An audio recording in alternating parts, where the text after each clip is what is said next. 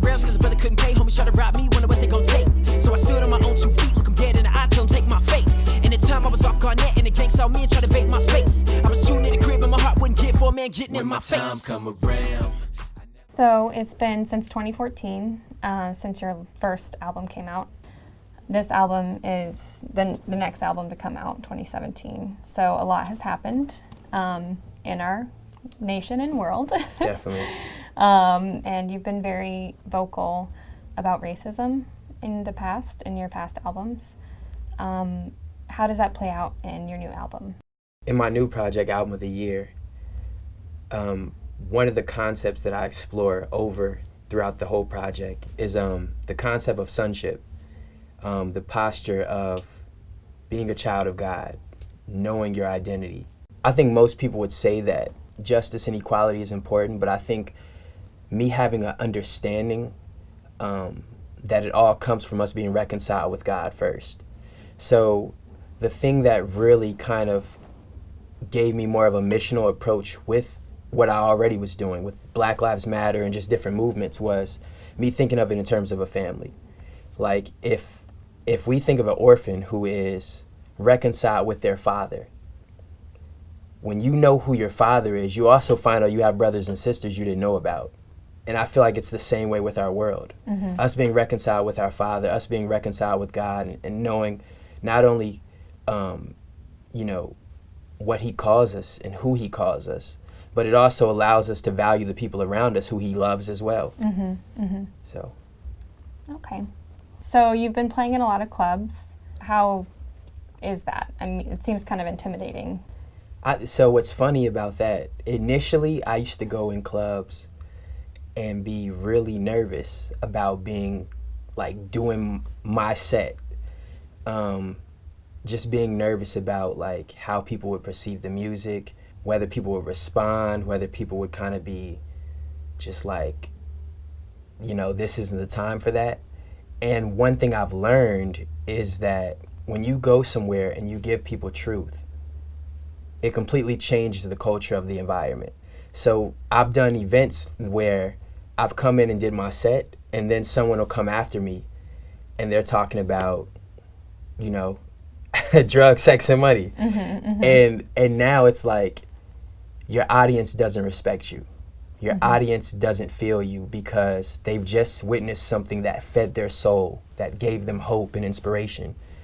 And now they're subjected to listen to something that they can clearly see when laid against the truth mm-hmm.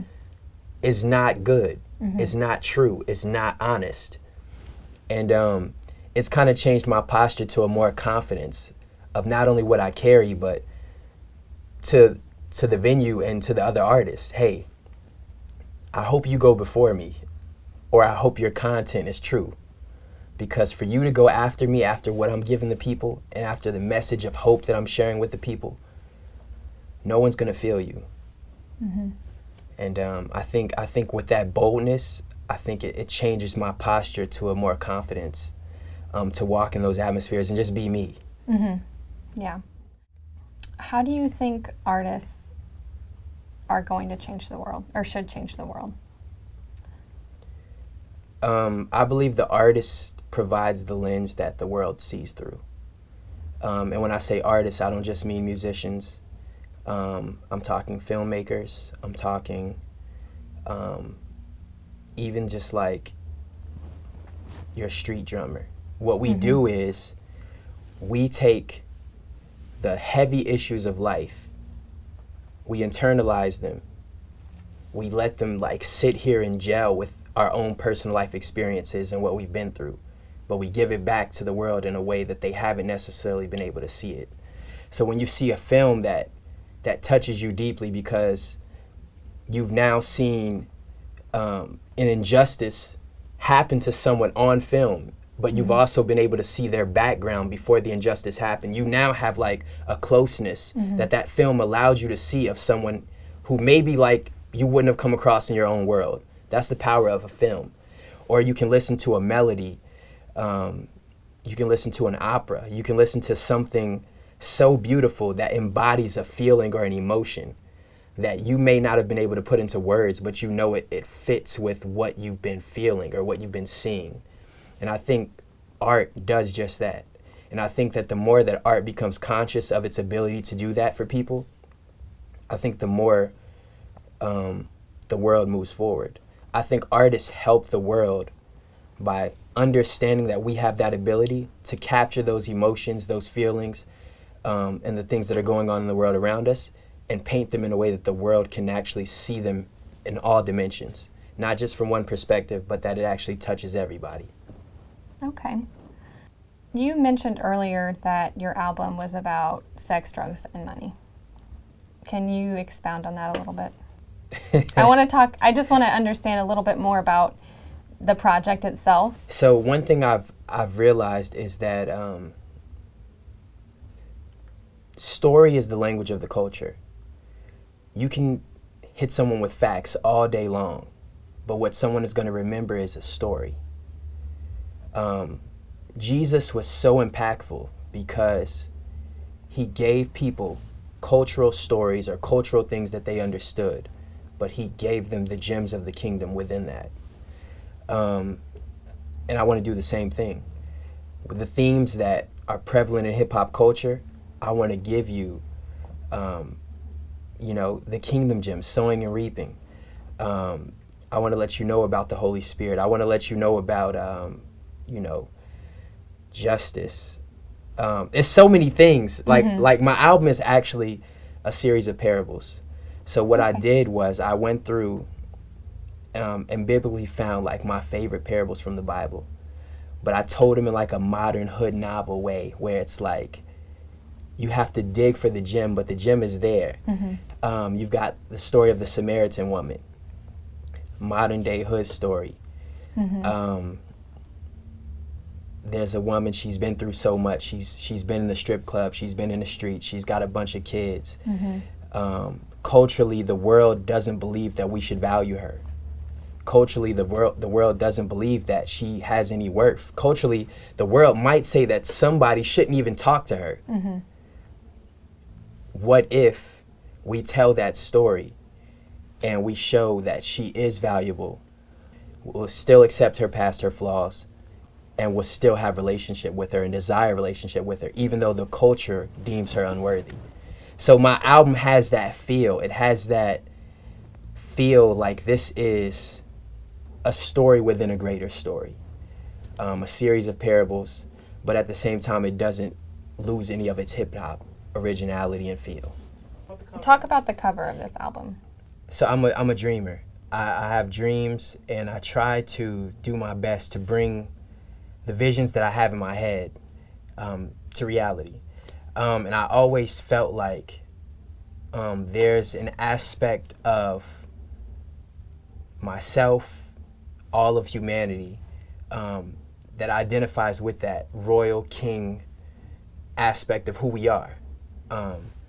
And for me, it really is like a representation of who I am because of my bloodline with Christ. But at the same time, when you see the woman over my shoulder with the apple, it's letting you know that no matter what my identity is, and no matter how confident I am in my identity, there's always that temptation. There's always that apple on your shoulder. And those things are an attempt to make you forget who you are. Because we live out of understanding who we are. And so when you see my posture kind of looking forward, chilling, not really paying attention to the apple, it's more so like I'm here. I know you're here, but I'm here. I'm focused.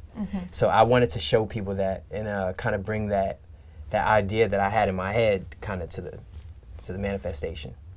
Okay. So what's your favorite song on the album? Lately it changes. As of now, my favorite song is Drugs and Roller Coasters, because I feel like that song is authentically, like the message is not just lyrical, it's also in the way like I put the song together sonically.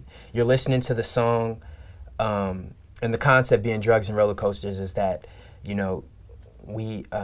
was based off of a situationship that I was in, where things were up and down. 1 minute things are great. The next minute, literally, you don't know what's going on between you and the person. And so sonically, I wanted to embody that, even with like the drops in the drums, to the drops in the snare, to like the drops in like the keys. And then there's like repetitive parts. So it's like a bunch of swelling of like common phrases, affirming our relationship. And then in like the left channel, sonically, at the same time, while you've got the affirmation, you've got the doubt.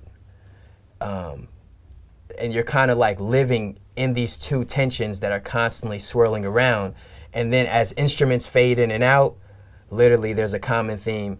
1 minute we down again. So it's kind of like the song has this crazy tension the whole way through. It never lets up, but it takes you on a journey. And for me, I feel like music is supposed to do that. It's supposed to give you a journey. And that right now is my favorite song. What's one song on the album that represents you the most? I got this song called Pick Your Poison. And it's funny because like when my friends listen to it, they know this is me because it talks about really how I grew up. It talks about me always being that guy who was in the action, in the center of the chaos, but still kind of grounded, but people not understanding that from afar. So like it talks about me like being in the car with like my homies, you know, smoking weed, and how honestly I love the smell of weed, but that doesn't make me a smoker. And that I don't smoke, but that I lived in that world where it was like my guys are doing this, and I got this line in there which was inspired by one of my friends, and it's like, I'm like, I still don't smoke, but I smell like my friends. And I feel like it's honest and it's real. Like, I'm not gonna change the people around me because you don't understand my lifestyle, because you're looking at me and judging me from afar. And that song is honest because I talk about that not only from like the friends that I have, but I talk about it in like the pursuit of relationships. And I just feel like it's an honest song, and it definitely represents me the most. What song was the most difficult to make from either a technical standpoint or a philosophical standpoint? So I've got this song called East of Eden. East of Eden was one that I would write and then I would literally shy back from because I felt like I didn't have the mental capacity to fully write some of the concepts that I knew needed to be in the song for it to be complete. East of Eden tells the story of literally running from the presence of God. Biblically, like, they would travel east. Whenever there was a conflict or whenever something happened, they would run and they would migrate east, getting further and further from the promised land. And so me modernizing that to like the world we live in now, and just the metaphors and the things I used in that song, it was difficult because you want to stay true to your subject. Like, you have a vision and you have to stick to your message. But there's so many ways that you can tell a story and it could take it a completely different meaning. So I had probably like 4 versions of that song, and I'd have to play it, go back to my drawing board, go back to look what I wrote, and be like, okay, so I'm straying from my message now, and literally rewrite the song over and over again until I got a message that was true to the concept. So why didn't you drop a single? I went back and forth a lot about whether I would. My number one reason is because this is a project, it's a body of work. I feel like at one point, hip hop and music consumption was different because we used to actually, we weren't so single focused as much as we were anticipating the full album. And for me, because it is a story from start to finish, because it is a journey, I do feel like I can't like isolate one song particular just to say here until you've heard the whole thing. So I do see myself dropping singles individually after the project has been released for a while. But for me, and then secondly, I didn't want to feel like I was confined by music's rules. I feel like there's a formula now for you to be successful with an album release, and it tells you have to drop this many singles, your singles have to do well, then people are ready for an album. And I don't believe I have to follow that.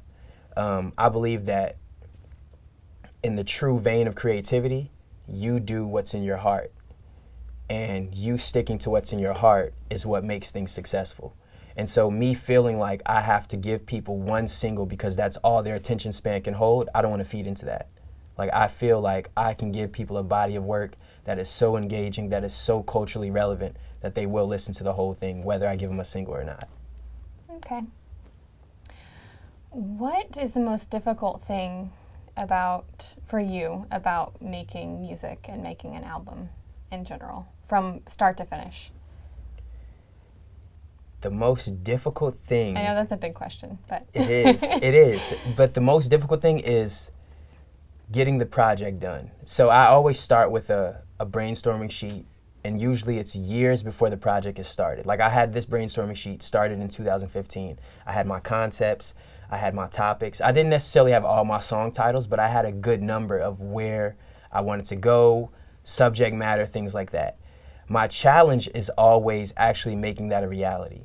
Sticking to the plan, finding songs and music that fits, working with my team to make sure that we actually stay true to the vision that I've written down. And like, I pride myself because this project, all my same producers and people that I've worked with for my whole career, we're all a part of the same project. From day one, we've grown together over the years. We've all matured into our own spaces and sounds, but we've come together to make something greater this time. So the main challenge is just staying true to what I write down and not swaying with the culture and what someone else puts out. Oh, things are trap, let me go ahead and do more trap. Like, no, let me stay centered on what I wrote on that brainstorming sheet, the sounds that I feel in my heart at the time, and making sure that I give people what's honest and true to me. Mm-hmm. Okay. Something you mentioned earlier was that you want to be yourself and you feel like that's enough. How do you do that? Because that seems like, I mean, it feels like these days everybody is wanting to imitate somebody else or just kind of go with, like you were just saying, with the trends. Right. How do you stay true to yourself? How do you do that? What's funny is I have a list also written down of things that I love. And I feel like our taste changes naturally. As we grow, as we get exposed to new things, our taste changes. But I feel like there's like an essential core of what we love and what inspired us to even start. So like, before I start a project, I go back and listen to the songs that made me love hip hop in the first place. I go back and listen to Lupe Fiasco, early Kanye, College Dropout. I was just listening to that, actually. Yeah, like those songs remind me of why I wanted to be a rapper, why I felt like I had a voice, why I felt like I had something to contribute. So even though music is different now, me centering myself and going back to the things that inspired me years ago as a child just kind of reignites that fire in me. And yeah. Cool. Well, thank you for joining me. Is there anything else that you want your viewers to know before we leave? I would want people to know that regardless of the rules that you feel govern your art form, or restrict how you're supposed to give and do your art, do what's in your heart, because ultimately you'll only regret doing something that's not true to you. But if you do what God inspired you to do and what's in your heart, there's never a feeling like you sold out. There's never a feeling like you'll go back and say, I didn't do what I should have done. And I just want to encourage people to do that. So before we conclude, any final remarks for your fans? Yeah. I would encourage my fans, more so my family, more so the world, that this is an important album for hip hop. This is a challenging album for culture. This is a challenging album for the church. But I do believe this is a necessary album. I feel like I have a perspective that hip hop needs. And I would just encourage the world to give this album a try. Whether you believe it's the album of the year, whether you want to listen to it to prove it's not, or whether you want to listen to it to see if it is. Give this album a chance, and I guarantee you will be challenged in some way. And I believe you'll be encouraged as well.